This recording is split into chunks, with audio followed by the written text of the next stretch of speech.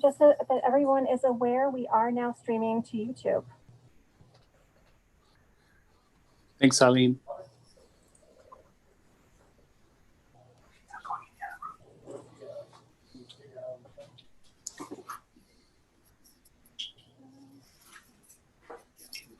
Just call me.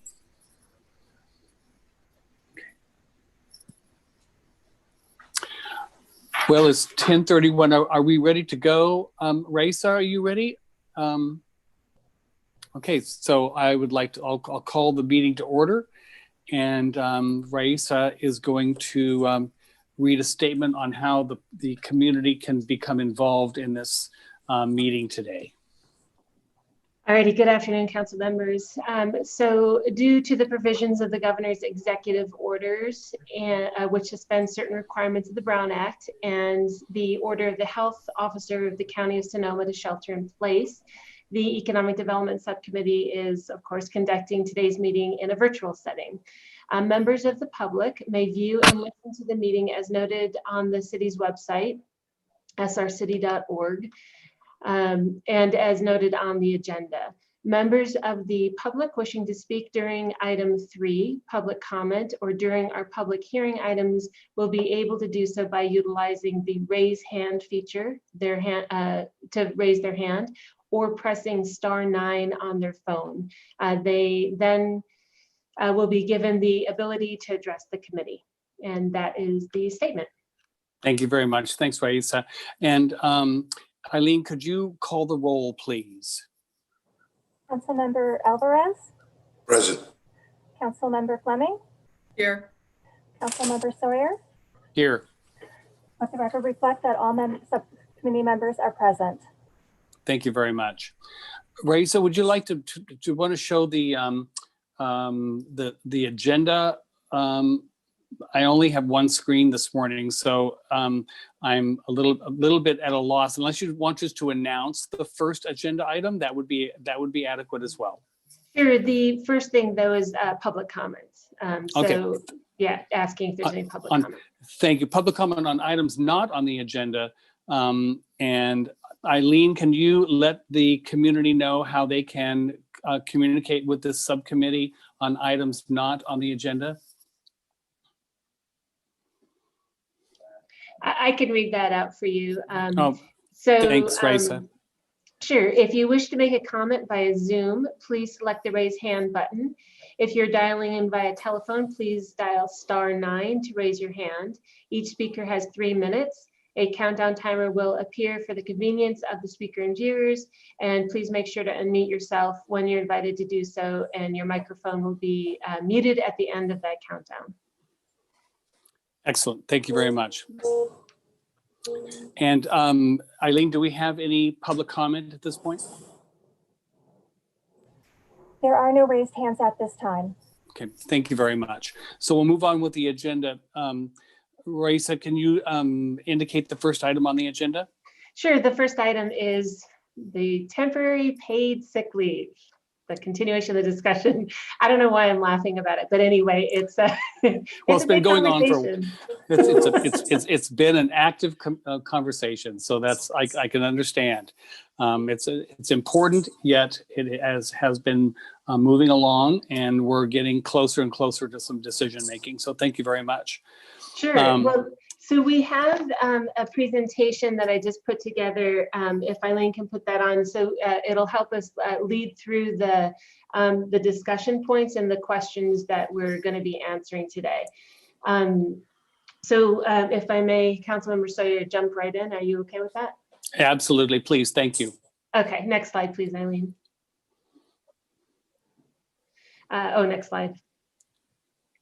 Okay, so what this I wanted to do is just really a comparison of the issues that we're addressing today, because if you recall the, sorry, I need to just look for my notes real quick. If you recall the conversation we had last week, we landed on a few questions that are still outstanding, but I wanted to give you just sort of a simple comparison of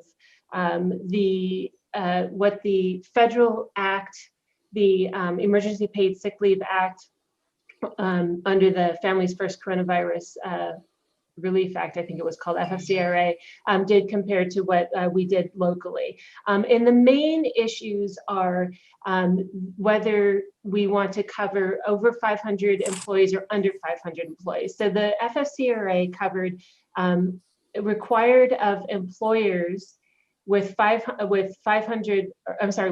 than 500 employees to provide up to 2 weeks of sick leave, 80 hours of sick leave, so long as they were subject to the quarantine order from the state or county, local jurisdiction, so long as they had been advised to quarantine by a healthcare provider, if they were experiencing symptoms of COVID-19, or if they were caring for an individual who was subject to an order of 1 or 2 above, or for a child whose school or place of care is closed due to COVID-19.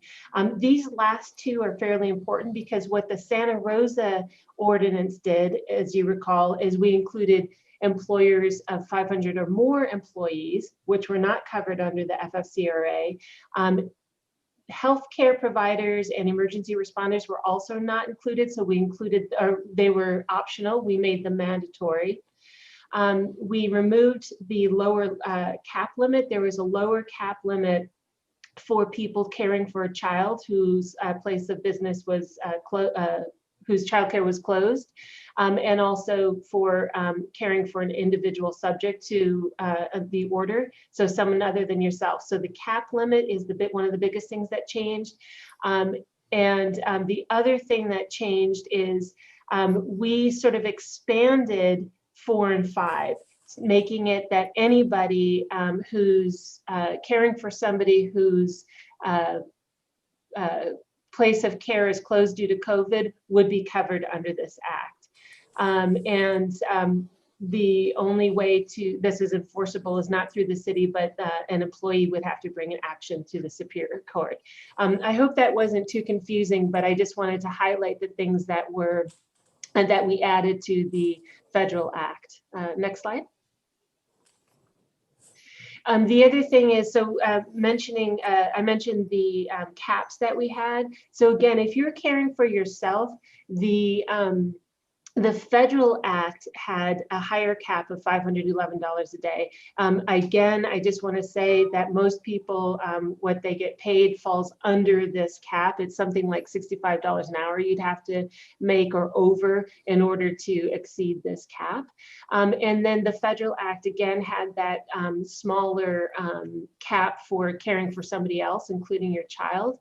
What the city did is we eliminated this lower cap. So we had only that $511 cap for everybody.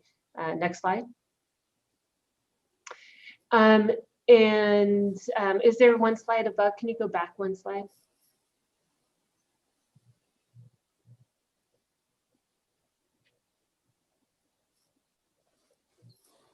The federal law one.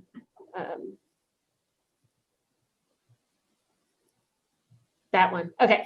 So when we're considering this, what I want to make sure that you understand, because we're going to go through some options here again, is that the federal law tax credit ended up being a large part of our discussion last Tuesday. And so for clarity, any employer subject to this, the only employers who get a tax credit are those who are covered under the federal act. So, and only at the caps that were allowed by the federal act. And at this point, the only part of the federal act that was extended is the tax credit only up until March 31st of this year. There is a proposal by Biden. He put together the American Rescue Plan. And in that proposal, he is stating that he would reinstate paid sick leave and the family leave benefits up until September 30th of this year. And he's looking to close the gaps that the city did through our local ordinance. providing up to 14 weeks of reimbursement for the businesses less than 500. The reason I bring this up is because when we talk about what we want to do in our next phase, this may come into play and address the very things that we're trying to do in our local ordinance. The issue is that we don't know how soon this item will be taken up and how extensive it'll be. So next slide, please.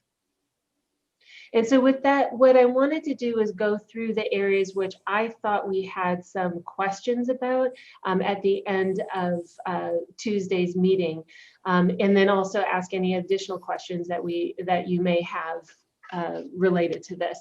So one of the big questions was the option for an expiration date. When we met on Tuesday, there was a lot of discussion, and we did not come to, that I could tell, any conclusion on what a good expiration date would be, or there was no consensus, I should say.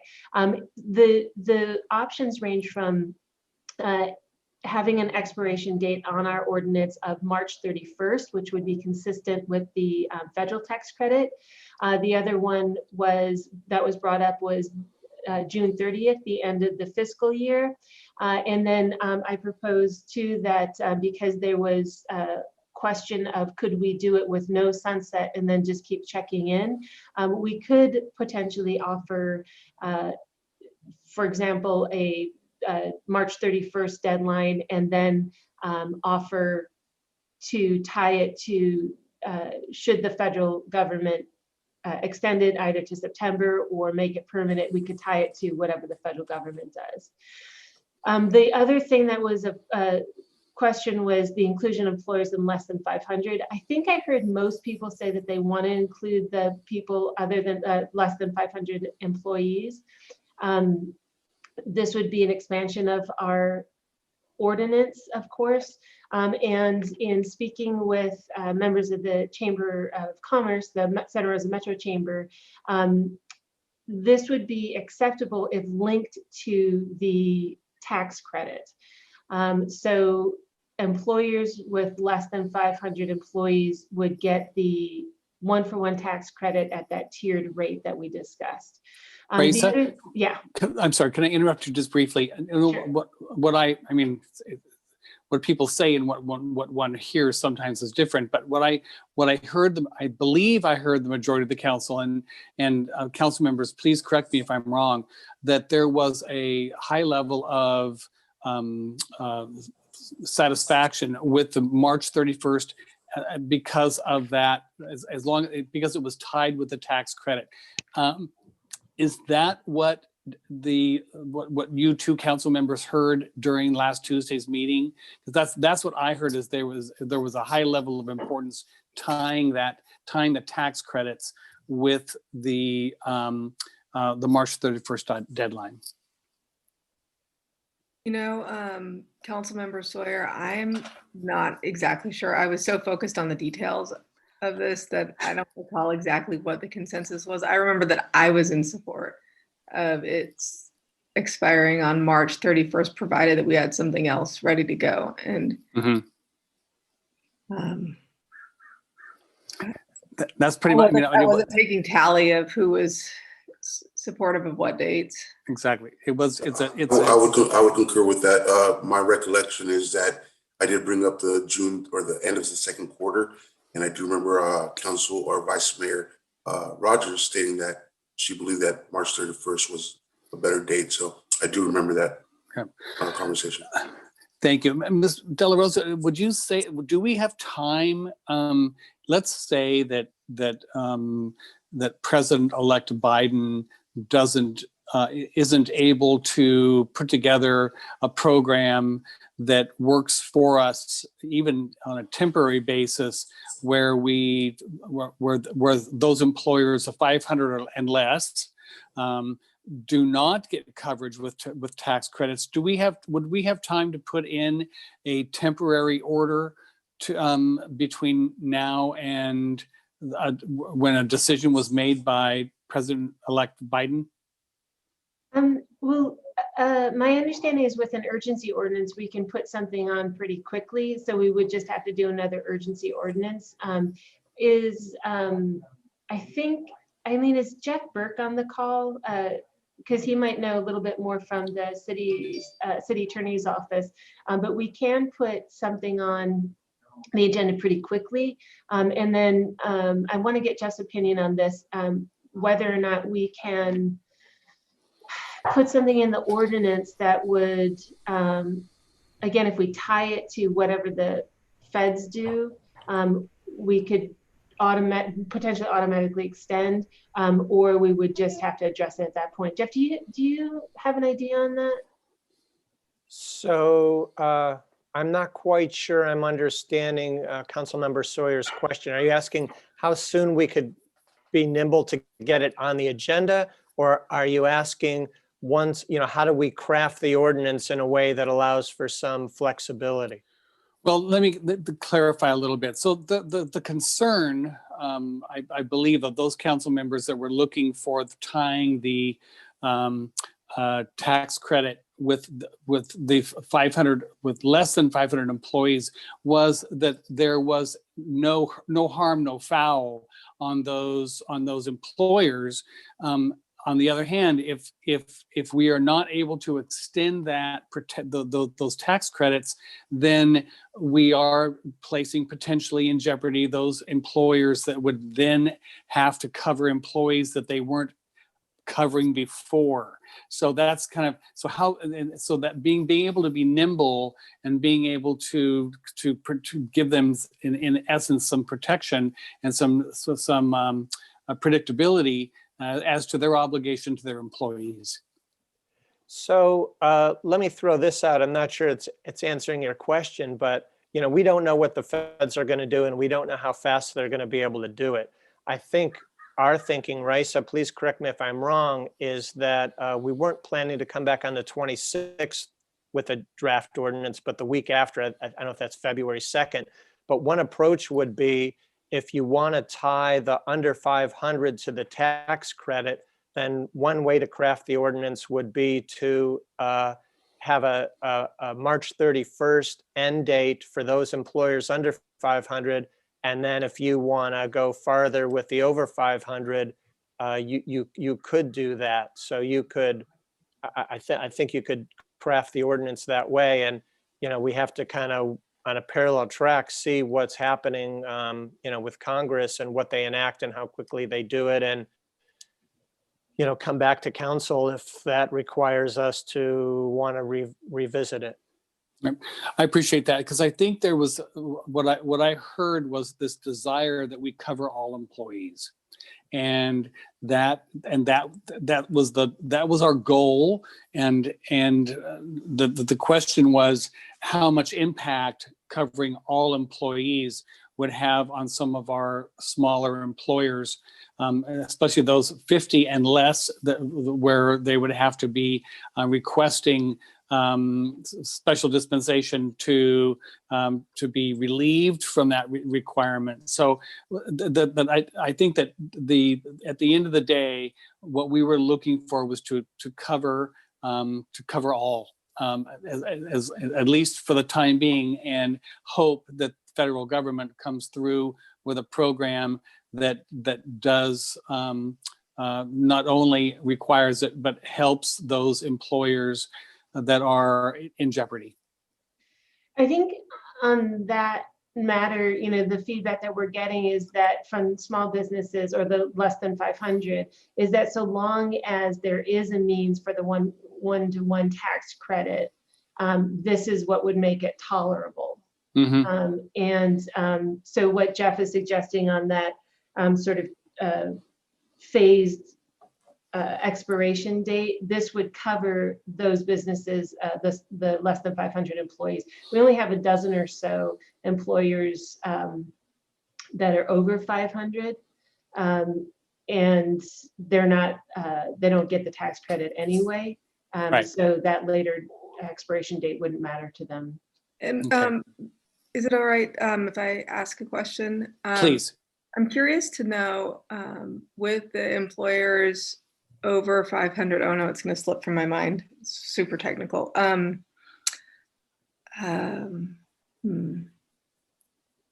know what? You want to come back? Yeah.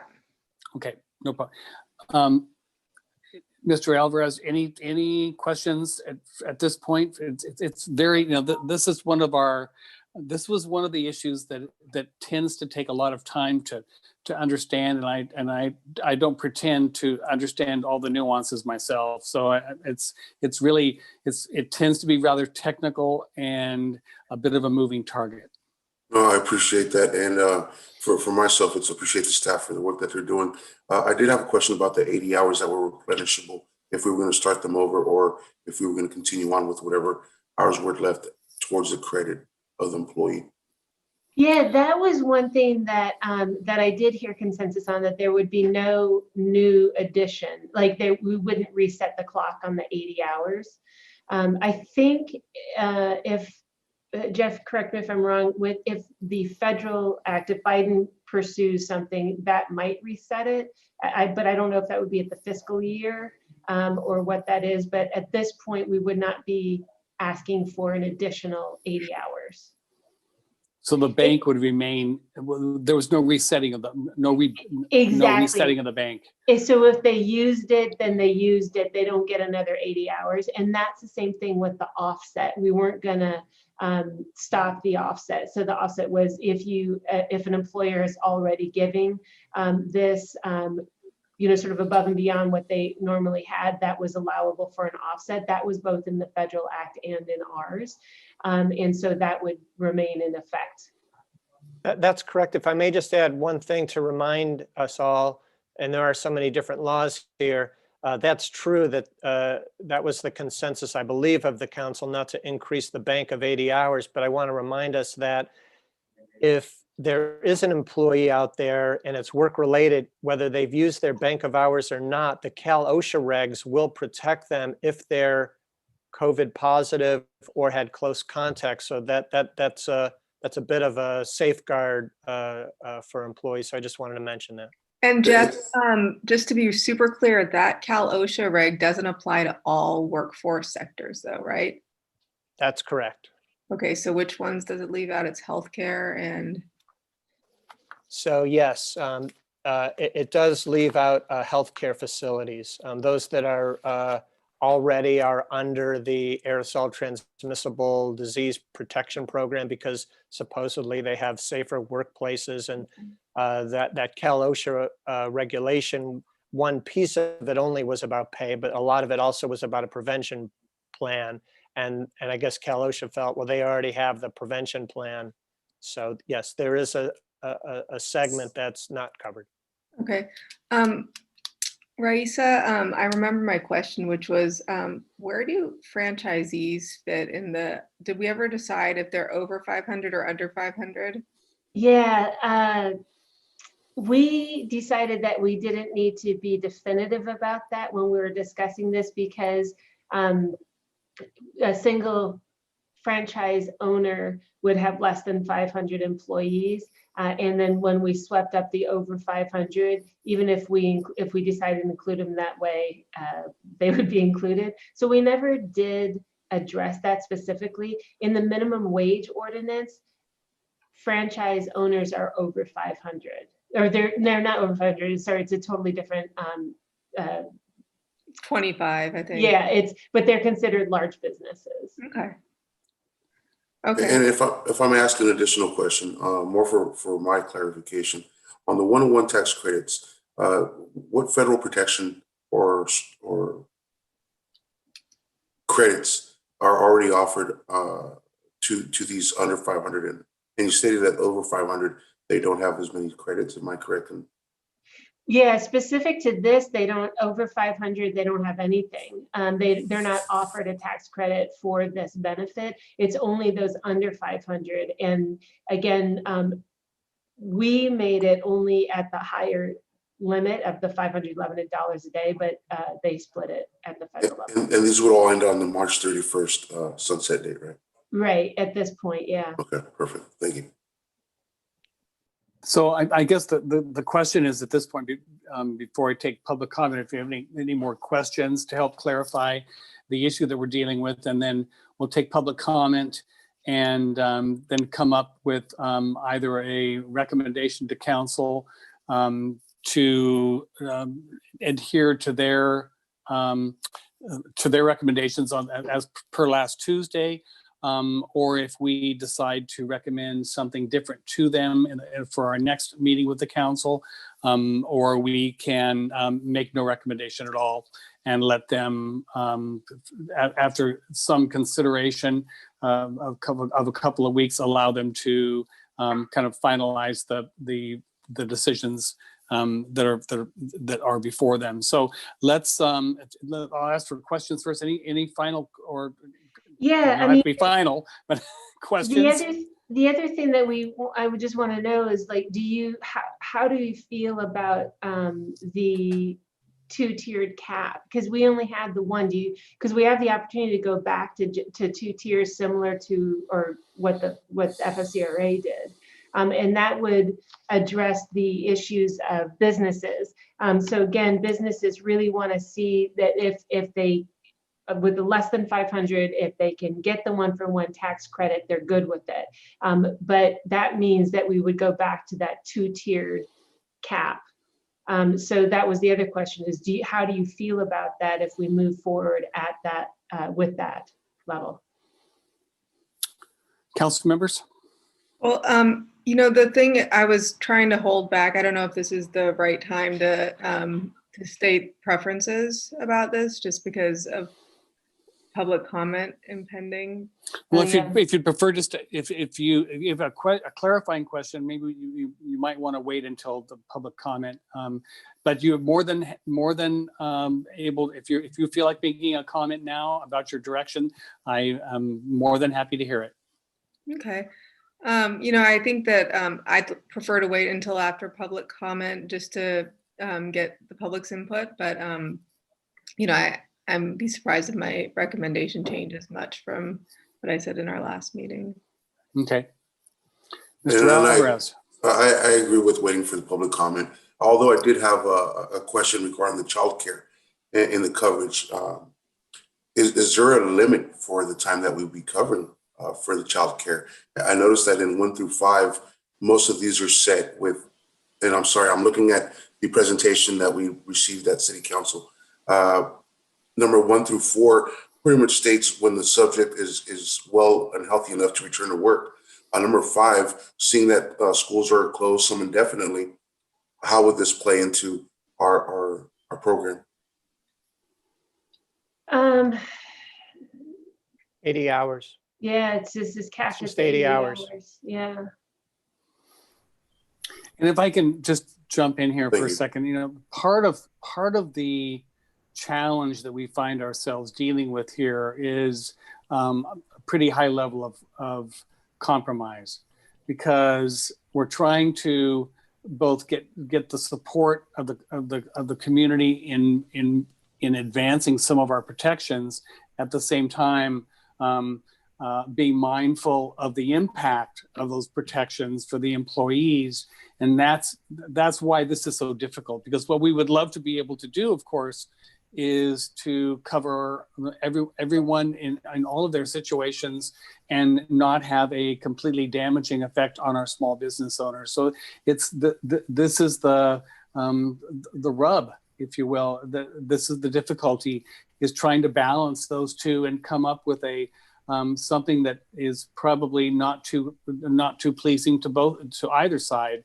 And that's one of the challenges that we've been facing since we've started this conversation, which was some time ago. So let me jump to Mr. Alvarez. Did you get your question answered as far as the tiers on the? I did. Thank you. Okay, you bet. So let's move to public comment. And Councilmember Sawyer? Certainly. I just want to make a statement that the presentation will be uploaded immediately following this meeting. I just got it done just before the meeting, so okay. I just need to know that. Thank you. You have a lot on your plate, Stella Rosa. So at this point, we can move to public comment. Are there, Eileen, do you have specific instructions, or Ms. De La Rosa, are there additional instructions for allowing the public to communicate with us? No, it's the same, which was, oh, I lost those instructions. Okay. It's *9, or you can use the raise hand feature, or press *9 if you are on your phone. Okay, thank you. And is Eileen our host, or are you our host this morning, Ms. De La Rosa? Eileen is our host. So okay, thank you. So Eileen, do we have any requests for public comment at this point? We do. Mr. Peter Rumble. Mr. Rumble, have changed it so that you can be unmuted. And if you would wait one moment, I'll just ensure that you are able to see. Can you confirm that you are able to see the timer on the screen? And if you would like to introduce yourself, please go ahead.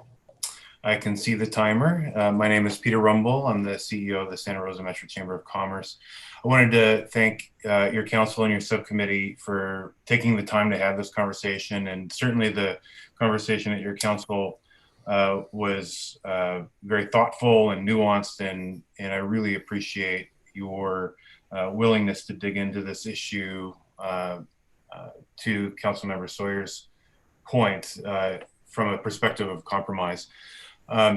I think that just as Ms. De La Rosa was mentioning before, if we are having this conversation from the perspective of allowing the availability of tax credits to guide decision-making process, that is a much more comfortable conversation, I think, for the business community, for the members of the Chamber of Commerce.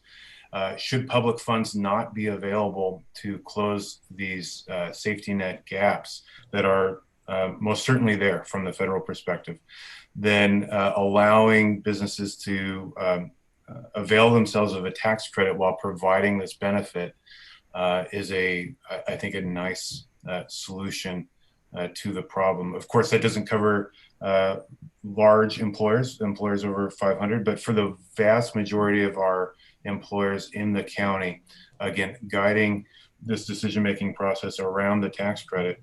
While it's not a direct source of public funds, it is the ability on some level for public financing through the tax code. It certainly doesn't make things better in the immediate term. If a business can't make it to tax filing deadlines, then they're not going to be able to claim the credit. But if we're looking at this from a more nuanced perspective, I think that is a very wise approach to take, protecting employees as well as allowing our small business community to avail themselves of some kind of benefit to help offset this expenditure. So thank you very much. I really appreciate the conversation. And if we as a chamber can support what I believe to be your council's priorities in advocating at the federal level for the new administration to provide expanded benefits, count us in. Thank you. Thank you, Mr. Rumble. Eileen, any other public comment? There are no additional comments at this time. Okay, thank you very much. I'll bring it back to the council. What we have before us is, what changes we might want to make, if any, to the recommendations or to the comments that came across from the council last Tuesday. If there is something that we need to convey to the council that may change their minds on one or more issues, now would be the time to make those recommendations, if any. For me, I believe that I believe we had a consensus on the 80 hours. I believe that March 31st seems to be the date that most of us are agreeing on. I do believe that we do want to include all employees, although we understand that for those 500 or more, the coverage isn't as promising.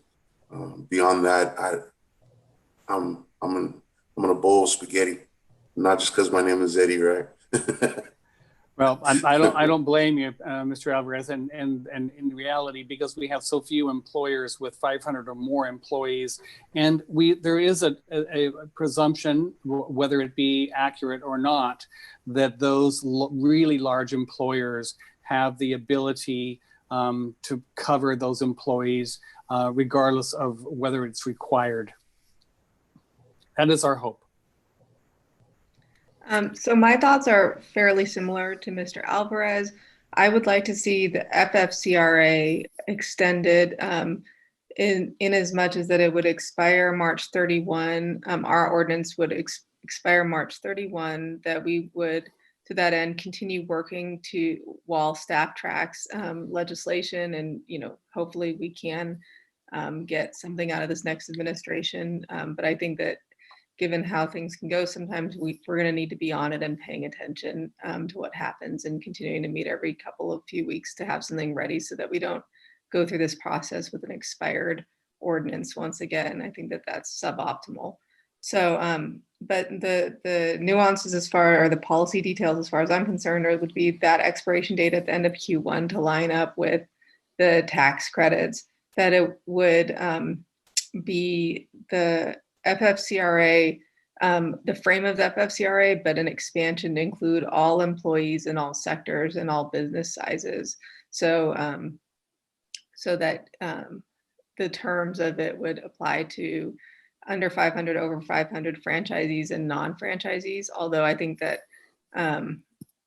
that with the childcare thing, that we probably need to talk about that for a minute in terms of how that would impact franchisees. Because I am wanting to line this up with the benefits, with the tax breaks or the tax credits, excuse me. And so if franchisees are exempted through the FFCRA, then they wouldn't be permitted. If I may, if you're including all employers, then whether you're a franchisee or not, doesn't matter. They're going to be covered. Well, they'll be covered by us, but they won't.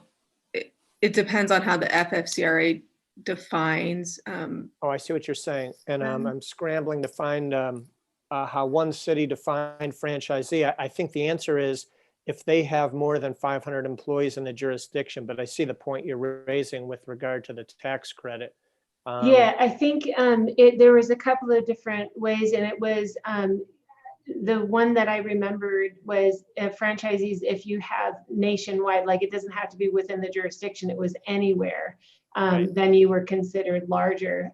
Most franchise owners generally, they have like one McDonald's or two or three, but it's far less than 500 employees. Right, but my question is, how does the FFCRA define them, franchisees, for the purpose of access to the tax credits? My understanding is if that franchisee person, the franchisor, has less than 500 employees, then they're going to get the tax credit. Okay. If I'm a franchisor and I have more, then I won't. Okay. That's my understanding as well. Yeah. That's helpful. And so, so all employers and all employees will be covered. All sectors of the workforce will be covered. We should include the city. We should not re-up the leave bank. And then I would like to see the OSHA protections for employment while out for COVID-related illness extended to cover employers who have a ATD policy. So, well, we can't touch the Cal OSHA thing and this ordinance, I don't think. I've noted that, but can I go back to something? So I just want to make sure that I understand this. So I think, yeah, overall, no, we're not going to reset the bank. It is what it is. I hear the March 31st deadline, and I like, that's a nice firm deadline. But when you say, there's two questions I have. When you say the frame of the FFCRA, does that mean that you're good with the tiered caps so that they align with the tax credits? I'm not a huge fan of the caps that FFCRA put out. I think that's been made really clear heretofore, but I think that for purposes of offering businesses a shot at, trying to not, just have one more thing layered on. I think that we ought to we ought to implement a tiered system. Okay. And then when you also say the frame of the FFCRA, the other thing that we did to change it just a little bit was, the FFCRA says, are caring for an individual subject to an order described in 1 or 2, which was the, caring for yourself because you're isolated or sick, or are caring for a child whose school or place of care is closed due to COVID-19. So we modified that to be any dependent. We essentially swept up everybody in the in 4 and 5, which are the caring for somebody else or caring for a child. Now, do you want to go back to what the FFCRA is saying? I mean, it's a nuance, and I've not heard anybody, do it otherwise. To me, it's sort of the same thing. But I think the example for that labor gave us was your multiple families living in a house. They may not know each other. They may not even be caring for somebody, but they've been exposed. It was sort of sweeping up more broadly, something that we haven't heard anything about, but we did sort of broaden the definition. So we're talking about exposure in addition to caring for. Is that what you're asking me about? Well, yeah, I mean, I think that was the intent of what labor asked when they asked us to expand what it is to care for somebody, not just a child. So I had a different understanding of it. It doesn't mean I'm right. I understood that that they wanted us to expand to include, essentially any dependent that you were taking care of. So I thought, and then, I mean, to my mind, if you're out because you are quarantining or you're out because you have COVID, it's all the same. You're out because of COVID.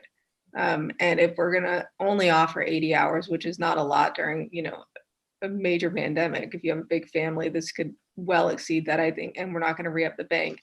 I think that we can be generous with the terms of what the bank are in terms of who can use them, because you only get it once. So it's not like someone's going to say, okay, my grandma, then my grandpa, then my kid, and then the other kid. I mean, it's one and done. So I'm comfortable with being really broad in that and saying, if you're quarantining, if you've been exposed, whatever the case is, if you need to take care of grandma or yourself, it's fine with me.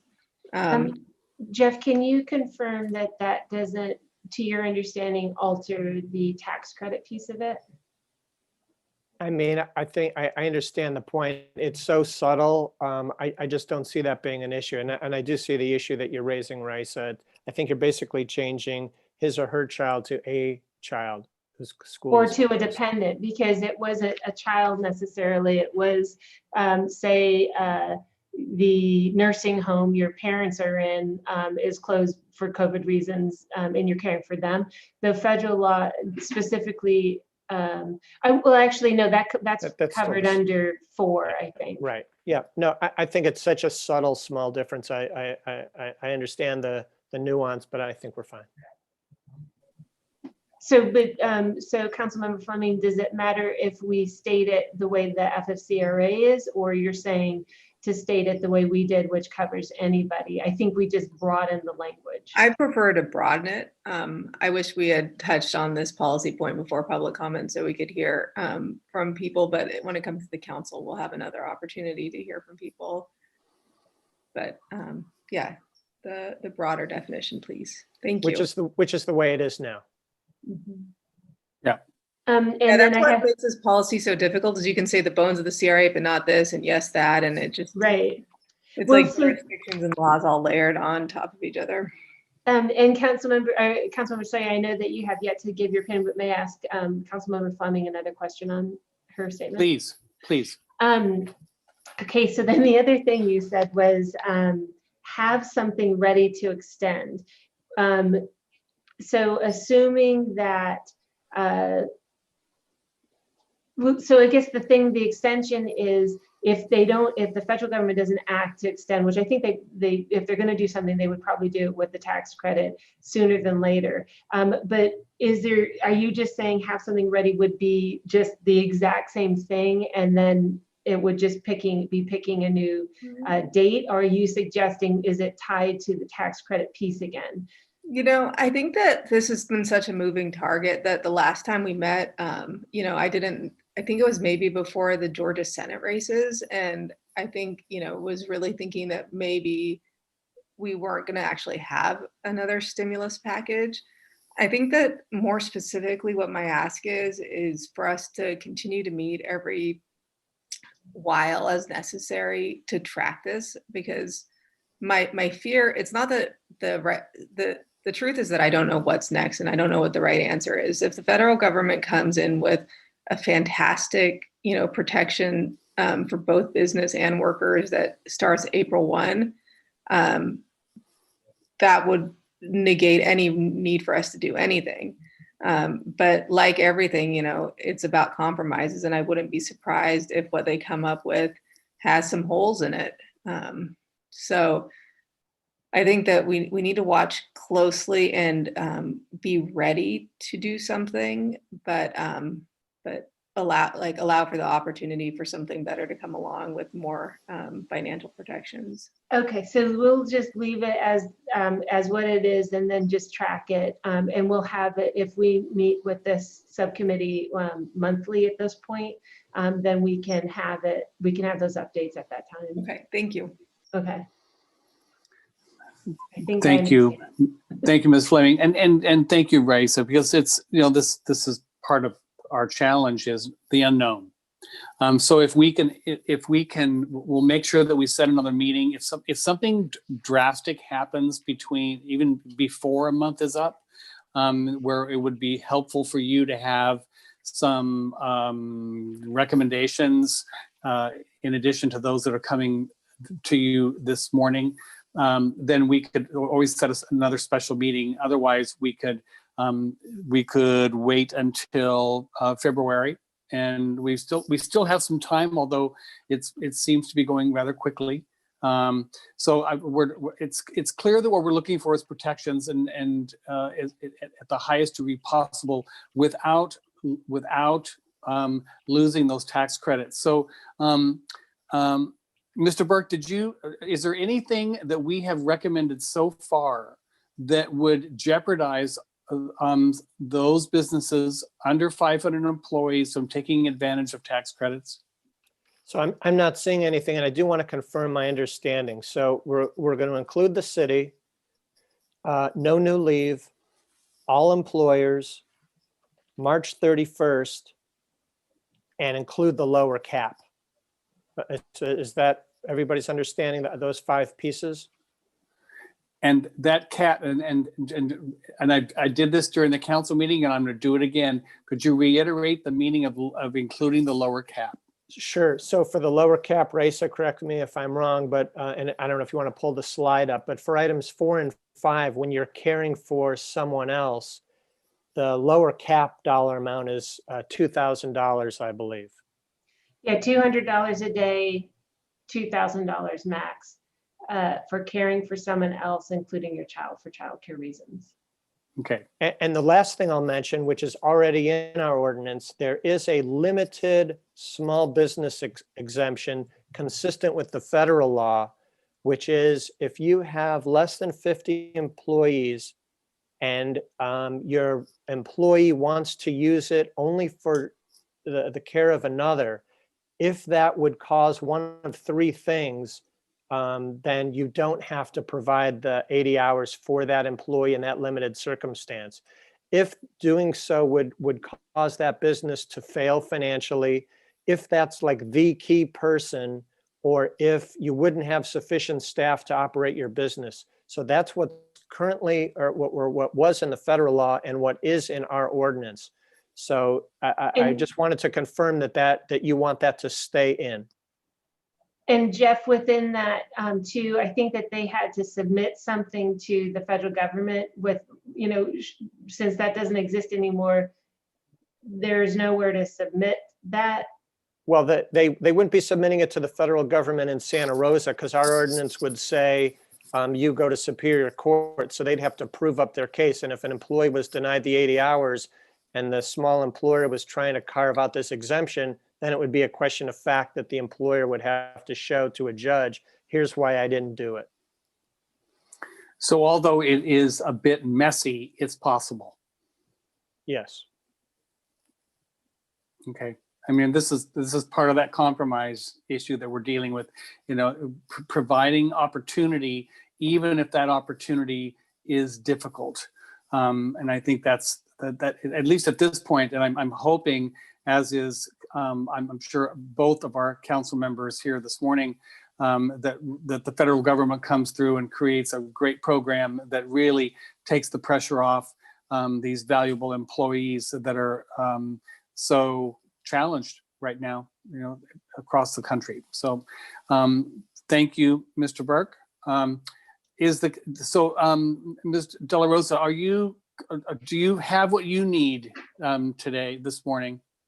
Yes, I do, because I think that Mr. Burke's summary got it. We're including everybody. We have an expiration of the 31st of March. We have 2 tiers, cities included, and there's no new leave bank. And all other elements of our ordinance remain the same. Okay. That's it. That's it. So in essence, just for clarification, so what changed from last Tuesday's council meeting? I'm not hearing a lot of change. Well, the two main areas that we didn't have, that I felt we didn't have consensus when I looked at it again, was the expiration date Yes. and the compensation rate. Okay, excellent. And there was some discussion, well, it was a lot of questions about the taxes, but there was some question about, or some discussion, I should say, about healthcare and where we are right now with employees and stuff like that. So this clarification is super helpful. So when we put this together and we get it on the agenda, it's slated for February 2nd.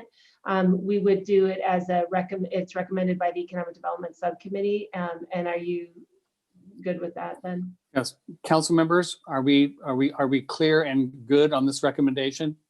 Yes. Yes. Okay. Just one. Excellent. Thank you. Okay, I appreciate that, and we'll hope that the federal government, our new sensitive and exciting federal government, comes up with some really great programs to help our employees and our employers as well. And they're all interdependent. Excellent. So, Ms. De La Rosa, what is since I don't have the agenda in front of me, what is our next item? Well, our next item is an easy one.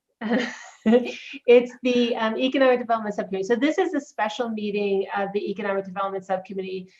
Since COVID started, we have not had a meeting of the subcommittee in a long time. I mean, it's been over a year.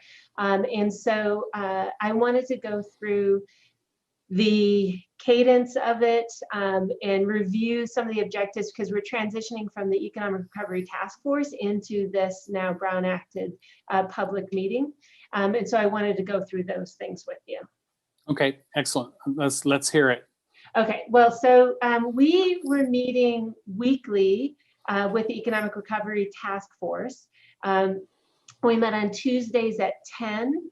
And I wanted to see, and when we had the Economic Development Subcommittee, we used to meet, we ended up meeting every other month, depending on what we had going on.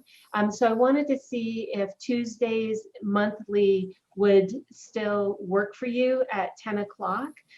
Number one, if we keep it to a monthly cadence, but we can also call special meetings as new things come up, because again, with the task force, we were pretty nimble because we met weekly. We can still do that with special meetings, but for the ongoing meeting, it would be monthly.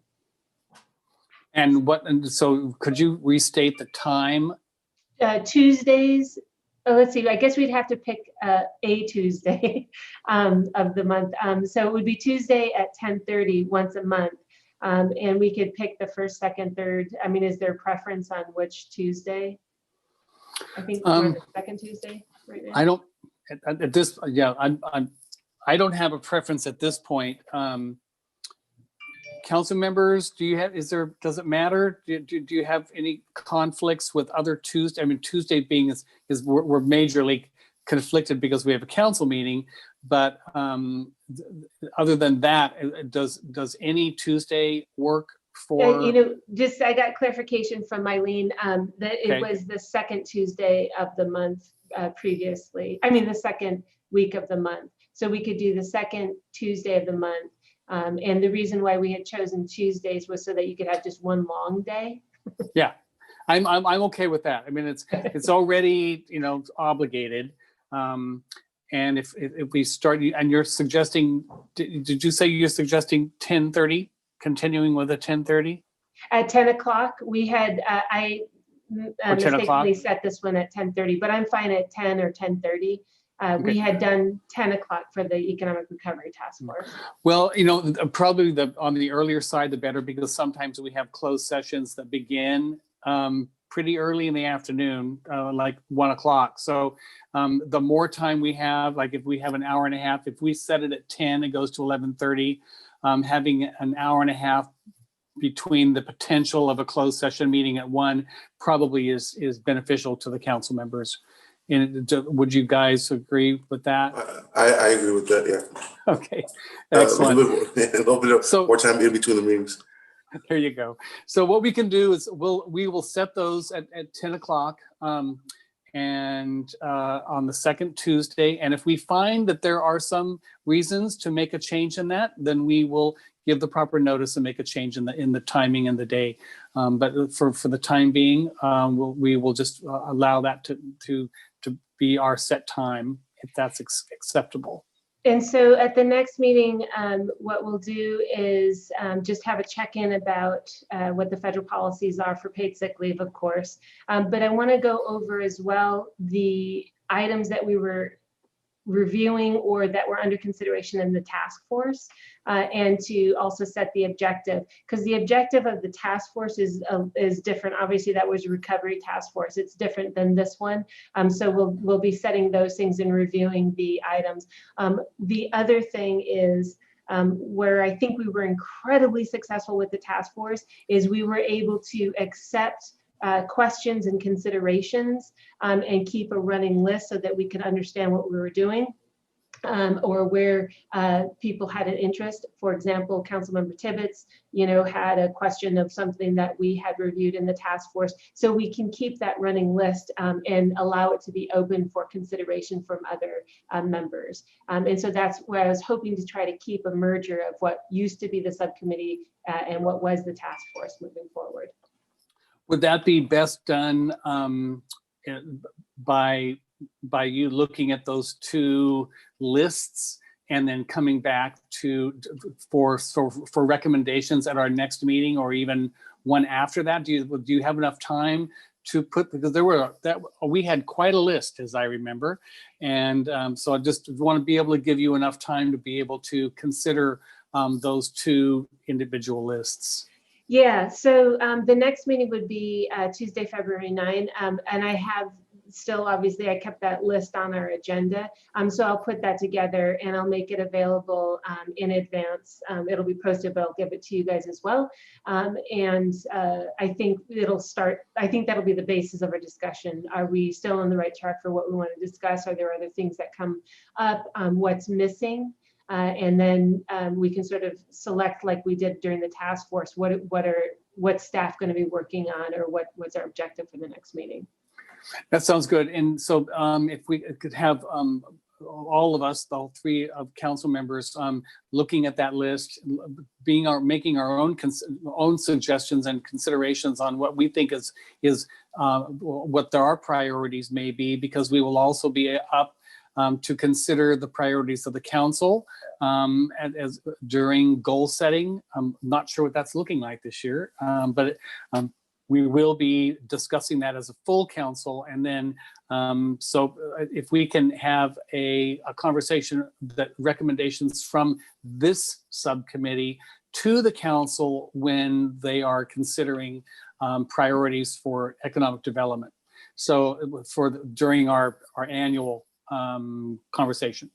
Yeah, because I think that's set for mid-February. And to be clear, what I'm going to send you from the task force is really focused on recovery stuff. So we're going to Okay. have to expand it to the other elements. I did write up an objective that can be tweaked, but really the difference from recovery to now is this objective, as I've stated it, is to empower economic stability and create economic growth and opportunity for Santa Rosa through policies and programs that encourage job retention and creation, broad economic prosperity, and great places. So placemaking, essentially. So it broadens the task force's role into broader economic development activity. Yeah, I love that language. Okay. That's good. Council, any final, are we at the, since I don't have the agenda in front of me, are we at the end of our agenda? That is the end of the Okay. agenda. I thought so. For the announcement of the February 9th, the second Tuesday, February 9th next meeting. Okay. Council, any other questions before we adjourn? I think you have to open up to public comment on the second item. Oh, the second item, I do. The timing. Yes, I do. Thank you very much. So let's open it up to public comment. Eileen, do we have any public comment on the issue around our timing, our scheduling? There are no hands raised at this time. Thank you very much. If there are no final questions or comments, we, I believe, can adjourn this meeting. Okay. Thank you all very much. Really appreciate it. Thank you so much. Okay. That's a cool sweater, Councilman Sawyer. Oh, yeah, I'm glad you called me to tell me what kind of pattern to wear this morning. Appreciate it. Thank you very much. All right, bye now. Okay. Bye-bye.